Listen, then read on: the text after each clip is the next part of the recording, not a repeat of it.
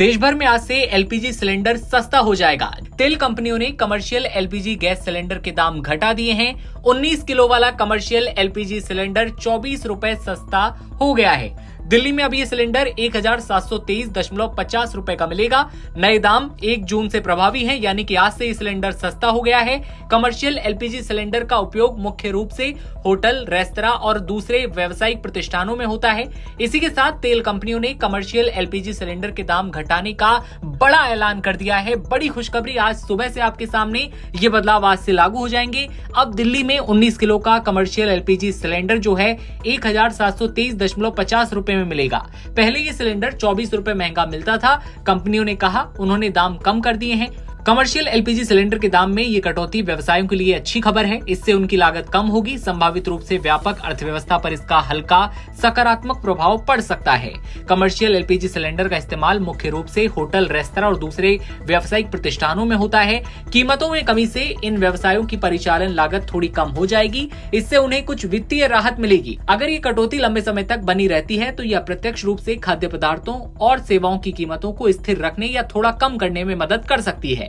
इससे आम उपभोक्ताओं को भी लाभ हो सकता है। लागत कम होने से व्यवसाय को प्रोत्साहन मिलेगा। आर्थिक गतिविधियों में थोड़ी बढ़ोतरी होने की संभावना है।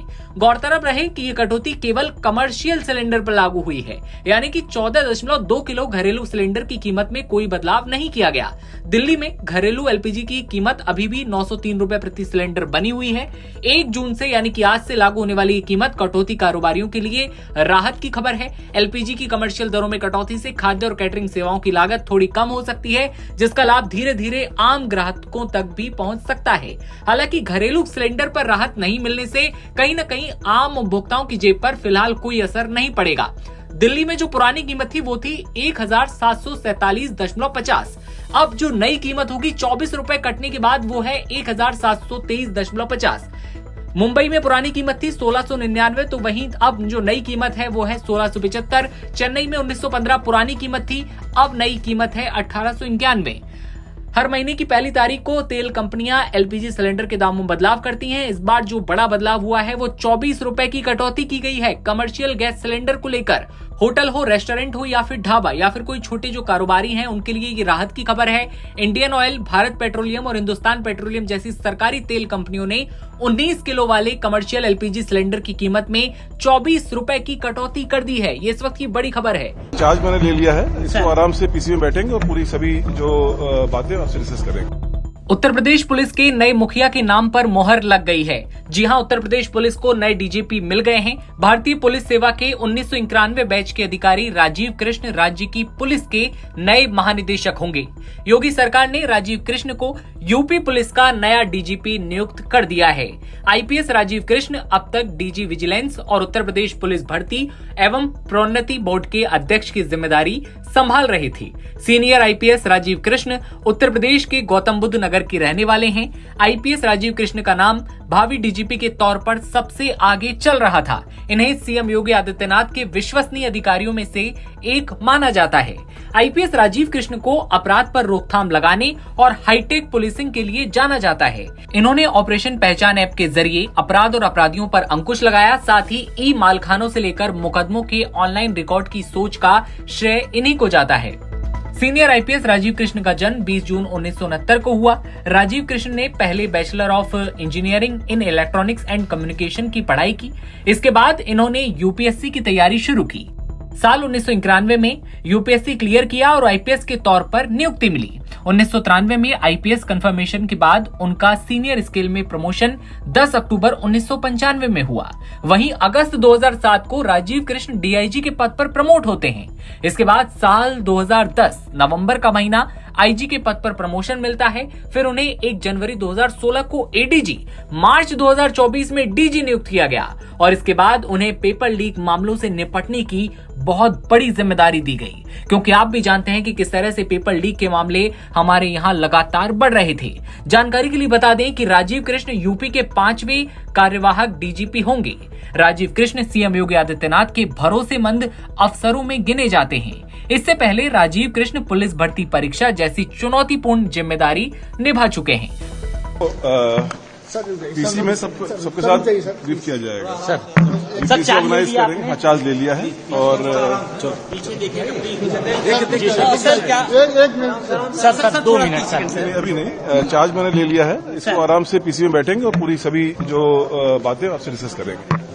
सर जी हाँ, ये इस वक्त की बड़ी खबर है। योगी आदित्यनाथ सरकार ने 1991 बैच के आईपीएस अधिकारी राजीव कृष्ण को उत्तर प्रदेश का नया कार्यवाहक पुलिस महानिदेशक नियुक्त किया है। डीजीपी प्रशांत कुमार को सेवा विस्तार नहीं मिल सका तो शनिवार देर शाम को राजीव कृष्ण को डीजीपी बनाने की घोषणा कर दी गई। उत्तर प्रदेश पुलिस भर्ती एवं प्रोन्नति बोर्ड के अध्यक्ष के साथ डीजी विजिलेंस की जिम्मेदारी संभाल रहे राजीव कृष्ण 11 वरिष्ठ आईपीएस अफसरों को सुपरसीड कर कार्यवाहक डीजीपी बनाए गए हैं।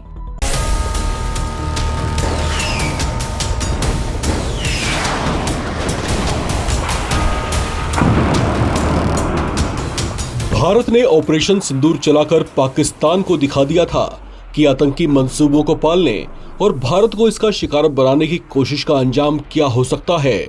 पहलगाम में हुए आतंकी हमले का भारत ने ऐसा बदला लिया था जिससे पूरा पाकिस्तान थर्रा उठा था। भारतीय सेना और भारतीय वायुसेना ने पाकिस्तान में वो कहर बरपाया था कि उसके कई शहर जोरदार धमाकों से गूंज उठे थे।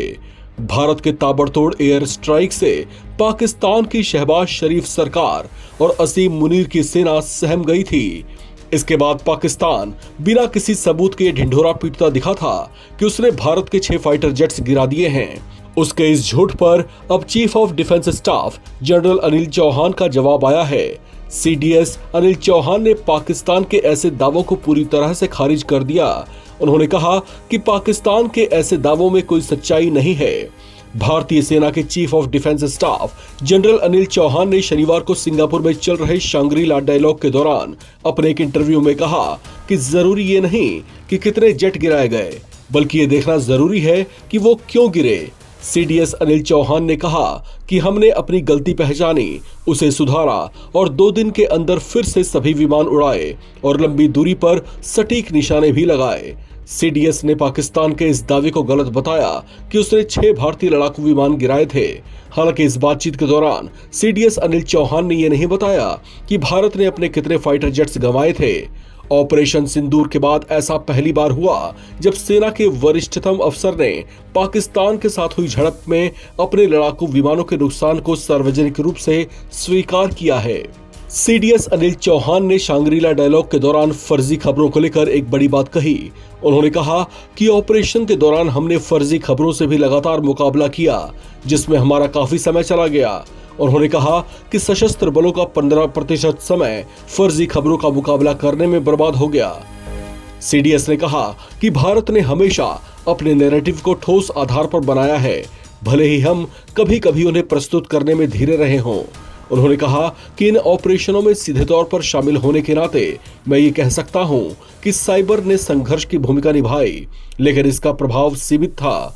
आपको बता दें कि ऑपरेशन के दौरान एक प्रेस ब्रीफिंग में विदेश सचिव विक्रम मिस्त्री ने गलत सूचना फैलाने के लिए पाकिस्तान की आलोचना की थी। इस बातचीत के दौरान सीडीएस अनिल चौहान ने अमेरिकी राष्ट्रपति डोनाल्ड ट्रंप के उस दावे पर कमेंट करने से मना कर दिया जिसमें उनकी ओर से दावा किया गया था कि अमेरिका ने दोनों देशों के बीच परमाणु युद्ध को टालने में सहायता की थी। ऐसा दावा एक तरफा अमेरिका की ओर से किया गया था। इस पर सीडीएस अनिल चौहान ने कहा कि पारंपरिक युद्ध और परमाणु हथियारों के बीच काफी अंतर और गुंजाइश होती है। उन्होंने कहा कि ऑपरेशन के दौरान भी पाकिस्तान के साथ बातचीत के चैनल हमेशा खुले थे ताकि हालात नियंत्रण में रहें।